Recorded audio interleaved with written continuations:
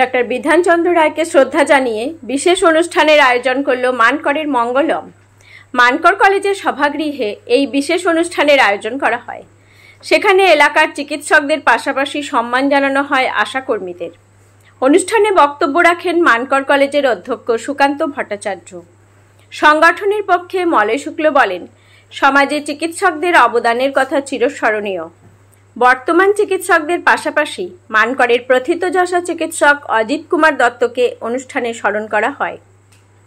মানকর থেকে নিজস্ব প্রতিনিধি রিপোর্ট, সুখবর টিভি। যিনি আজকের এই মানকর কলেজের যে একটা নয়নাভিরাম রূপ দান করেছেন, তার কৃতিত্ব তার অনেকখানি। যে কলেজ শুরু হয়েছিল একটি খড়ের চাল এবং চাঁচ দিয়ে, তারপর আজকের এই যে কলেজ, এই কলেজের যে আধুনিক রূপ দানের রূপকার আমাদের মানকর মঙ্গলমের নিত্য শুভার্থী অধ্যাপক ডক্টর সুকান্ত ভট্টাচার্য, তাকে এবার বরণ করে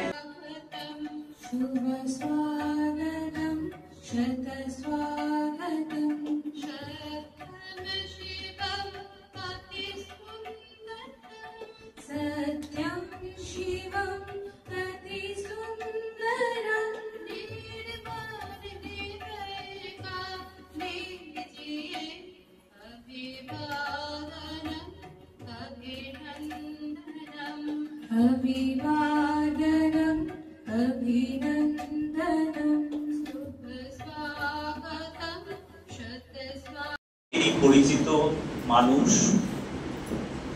অনেকে তাকে প্রত্যক্ষভাবে পেয়েছেন, আবার অনেকেই আমরা যারা তারা তার কথা শুনেছি। সেই শ্রদ্ধেয় ডাক্তার স্বর্গীয় অজিত কুমার দত্তকে কেন্দ্র করে এই গল্পটা লেখা, একটা কাল্পনিক গল্প। গল্পটার নাম রেখেছি প্রত্যাশার মানুষ। প্রত্যাশার মানুষ। ডাক্তার আসছেন না, কেউ ফোন করেছে? দুর্গাপদ হালদারের কণ্ঠটা কাঁপছে উৎকণ্ঠায়। রাত তখন 10:30। মানকরের উত্তর পাড়ার একটা পুরনো বাড়িতে আলো জ্বলছে।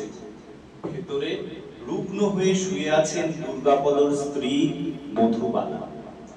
হঠাৎ শ্বাসকষ্ট বেড়েছে। গাঁয়ের ছেলেরা ছুটেছে হাসপাতালের দিকে। কেউ ফোন করছে বর্ধমানে, কেউ অ্যাম্বুলেন্স ডাকছে। কিন্তু দুর্গাপদ জানে, আজ যদি ঘেটু ডাক্তার বেঁচে থাকতেন তাহলে এতটা ভয় পেত না সে। ঘেটুটা থাকলে সে বিড়বিড় করে, এখনই ব্যাগটা কাঁধে ফেলে ছুটে আসতেন। ঘেটু ডাক্তার, ডাক্তার অজিত কুমার দত্ত, মানকরের এই মাটির সন্তান, যিনি শুধু রোগের চিকিৎসক ছিলেন না, ছিলেন মন ও সমাজের সারথি। 1920 সালে জন্মানো এই মানুষটি মাত্র 46 বছর বয়সে প্রয়াত হন, কিন্তু তার রেখে যাওয়া আলোর লেখা আজ ছড়িয়ে রয়েছে মানকড়ের ঘাসে, মেঘে, মঞ্চে আর মানুষের হৃদয়ে।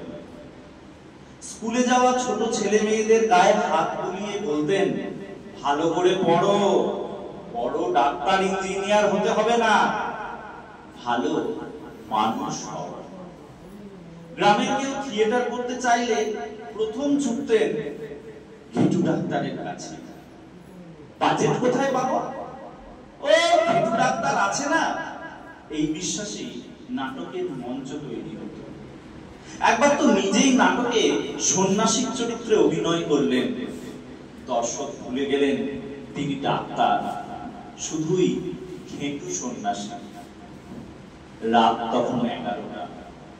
বাড়ির উঠোনে এক কোণে বসে দুর্গাপদর ছেলেটি বাপন কিছু একটা নিয়ে আঁকিবুকি করছে। সে ছোট একটা গাছের পাতা ছিঁড়ে তাতে লিখেছে ডাক্তার অজিত দত্ত স্মৃতি নাট্যোৎসব। তার নিচে ছোট করে লিখেছে, আমরা এখনো অপেক্ষা করি ডাক্তার বাবু। বাপন জানে না কিভাবে নামটা মাথায় এলো।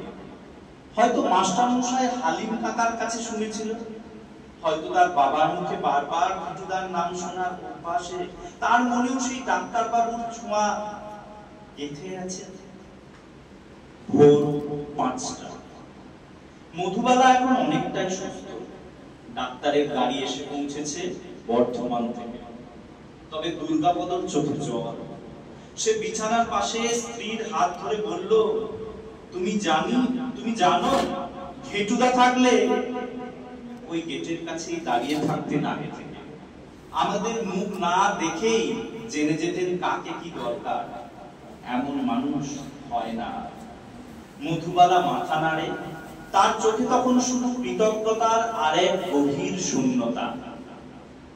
এক সপ্তাহ মানকড়ের মোড়ে টাঙানো হয় একটা ছোট্ট ব্যানার, ডাক্তার অজিত দত্ত স্মৃতি নাট্যোৎসব। স্থান মানকড় হাই স্কুল মাঠ। আয়োজক ঘেটুদার সজমেলা। পড়ন্ত বিকেলে থিয়েটার মঞ্চে উঠবে ছোটদের নাটক, নাম প্রত্যাশা। লেখক দুর্গাপদর ছেলে বাপন। শেষ দৃশ্যে এক সাদা অ্যাপ্রন পরা চরিত্র নীরবে একটা ব্যাগ কাঁধে ঝুলিয়ে মঞ্চের কোণ দিয়ে বেরিয়ে যাবে। সে চরিত্রটির নাম দেওয়া হয়েছে ডাক্তার অজিত। কোন সংলাপ নেই, শুধু এক টুকরো ছায়া। কিন্তু সে ছায়ার নিচে দাঁড়িয়ে থাকবে পুরো মানকড়, চুপচাপ, মাথা নত করে। হয়তো শোনার চেষ্টা করবে একটা ব্যাগে ভরে আনা ভালোবাসার শব্দ, যার কোনো ওষুধের গন্ধ নেই, শুধু আছে এক মানুষ হয়ে ওঠার দর্শন। নমস্কার।